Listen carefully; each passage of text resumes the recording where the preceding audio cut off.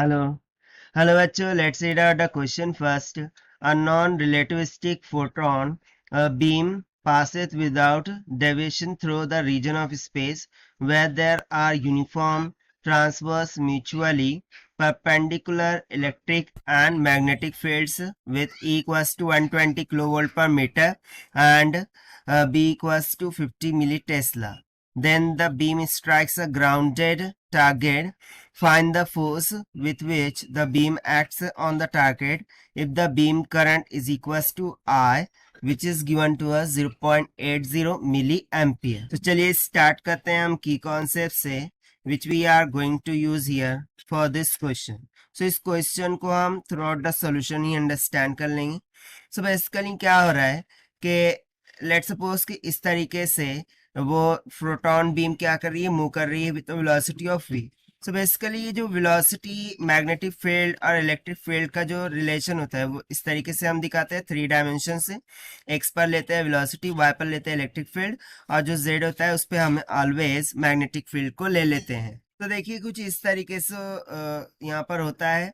ठीक है. So according to question क्या होगा कि जो इलेक्ट्रोस्टैटिक फोर्स है प्रोटॉन पर वो अपवर्ड डायरेक्शन में लग जाएंगी. अब अपवर्ड डायरेक्शन में ही क्यों लग रही है? सो प्रोटॉन पॉजिटिव इन नेचर होता है. और देखिए पॉजिटिव इन नेचर के लिए आपने हॉल इफेक्ट पढ़ा होगा. सो हॉल इफेक्ट में इलेक्ट्रोस्टैटिक फोर्स क्या लग जाती है? अपवर्ड डायरेक्शन में लग जाती है. उसका बहुत बड़ा कंसेप्ट है, we are not going to conduct that. ठीक है. और उसी के साथ जो मैग्नेटिक फोर्स है वो कहाँ लग जाती है? डाउनवर्ड डायरेक्शन में, let's say F of B. ठीक है. ये क्लियर है यहाँ पर. सो बेसिकली यदि मैं यहाँ पर देखूं, so non relativistic proton beam pass हो रही है without deviation through the region space. So इसके लिए जो इस इलेक्ट्रोस्टैटिक फोर्स है वो किसके इक्वल होने चाहिए? जो भी मैग्नेटिक फोर्स है उसके. सो यहाँ से देखिए इलेक्ट्रोस्टैटिक फोर्स क्या होता है? Q into E, that will be equals to magnetic force क्या हो जाएंगी? QVB. ठीक है. और ये परपेंडिकुलर है इसलिए साइन ऑफ 90 क्या हो जाएगा? 1. सो इसको हम डायरेक्टली QVB लिख सकते हैं. ओके. सो यहाँ से देखिए जो चार्ज है वो बेसिकली इलेक्ट्रॉन अगर माने, ठीक है, क्योंकि प्रोटॉन और इलेक्ट्रॉन में सिर्फ निगेटिव एंड पॉजिटिव का फर्क होता है. सो यहाँ से देखिए जो चार्ज है वो तो बेसिकली यहाँ से क्या हो गया है? कैंसल आउट हो गया है. सो मुझे इलेक्ट्रिक फील्ड यहाँ से किसके इक्वल मिल जाएंगी? That will be comes out v into B के, वेलोसिटी इंटू मैग्नेटिक फील्ड के इक्वल. सो मैं यहाँ से जो वेलोसिटी है वो फाइंड आउट कर सकता हूँ. That will be equals to 8/b. So this will be equals to electric field कितना है? 120 इंटू 10⁻³ हो जाएगा डिवाइडेड बाय मैग्नेटिक फील्ड कितना लग रहा है? 50 मिली टेस्ला, यानी कि कितना हो जाएगा? 50 इंटू 10⁻³ 0 0 कैंसिल, 5 2 10, 5 4 20. यहाँ पर कितना बच जाएगा? 10⁻³ 10⁻³ कितना हो जाएगा? 10⁻⁶ मीटर पर सेकंड के बराबर. सो इतनी स्पीड से वो प्रोटॉन बीम क्या कर रही है? मूव कर रही है थ्रू दिस रीजन जिसमें मैग्नेटिक फील्ड भी है और इलेक्ट्रिक फील्ड भी है.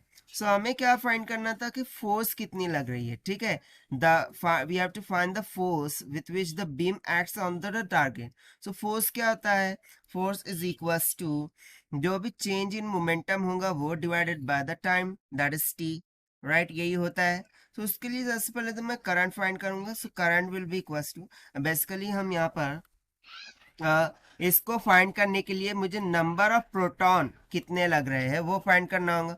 वो हमें कहाँ से मिल जाएगा? करंट के फॉर्मूले से. करंट का फॉर्मूला होता है I is equals to EN/T के इक्वल. राइट. सो यहाँ से मुझे नंबर ऑफ प्रोटॉन कितने मिल जाएंगे? That will be equals to I into T divided by E. So this will be equals to current कितना फ्लो हो रहा है? सो वो हमें गिवन है 0.80 मिली एम्पियर, यानी कि 10⁻³ मल्टीप्लाई है. और ये कितने के लिए हो रहा है? पर सेकंड, यानी कि कितना? 1 सेकंड ऑफ टाइम हो जाएगा divided by charge of electron होता है 1.6 इंटू 10⁻19. सो यहाँ से मुझे जो नंबर ऑफ प्रोटॉन है, ठीक है, वो कितना निकल के आ जाएगा? 5 इंटू 10⁻15 के इक्वल. राइट, ये इतना हो गया. अब उसके बाद हम क्या करते हैं कि mass of proton find out कर लेते हैं.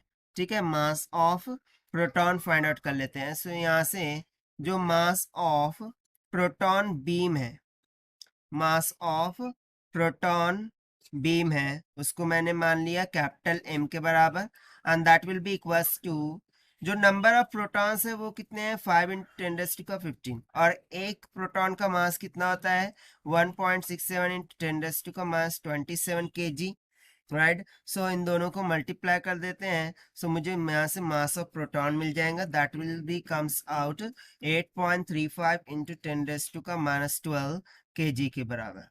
ठीक है, मुझे मास मिल गया है, वेलोसिटी हमने ऑलरेडी फाइंड करके रखी है, सो चेंज इन मोमेंटम, और you can say the momentum को हम यहाँ पर फाइंड आउट कर सकते हैं। सो यहाँ से सिंपली मैं क्या बोल सकता हूँ कि force will be equals to momentum divided by T, so that will be equals to, यहाँ पर चेंज इन मोमेंटम की बजाय हम डायरेक्टली क्या लिखते हैं, मोमेंटम ही लिख देते हैं, there will be no change. So यहाँ से मोमेंटम क्या होता है, mass into velocity divided by T, so that will be equals to, mass कितना है हमने कैलकुलेट करके रखा था, देखिए कितना है, 8.35 × 10⁻12 आया है, 8.35 × 10⁻12 मल्टीप्लाई है, जो वेलोसिटी से मूव कर रहा है वो भी हम फाइंड करके रख रहे हैं, 2.4 × 10⁶ डिवाइड कर देंगे टाइम से, तो टाइम होगा 1 सेकंड। तो जब आप इसे मल्टीप्लाई करते हैं, सो नियर अबाउट कितनी निकल के आ जाएंगी, 20 × 10⁻6 न्यूटन के बराबर। 10⁻6 क्या होता है, माइक्रो, सो ये सिंपली हो जाएगा 20 माइक्रो न्यूटन। ठीक है, सो जो फोर्स हमसे निकालने के लिए बोला था वो कितनी आ गई, 20 माइक्रो न्यूटन के इक्वल, यही हो गया हमारा आंसर। और ये हमने सॉल्व कर लिया है by using the concept of hall effect से, राइट।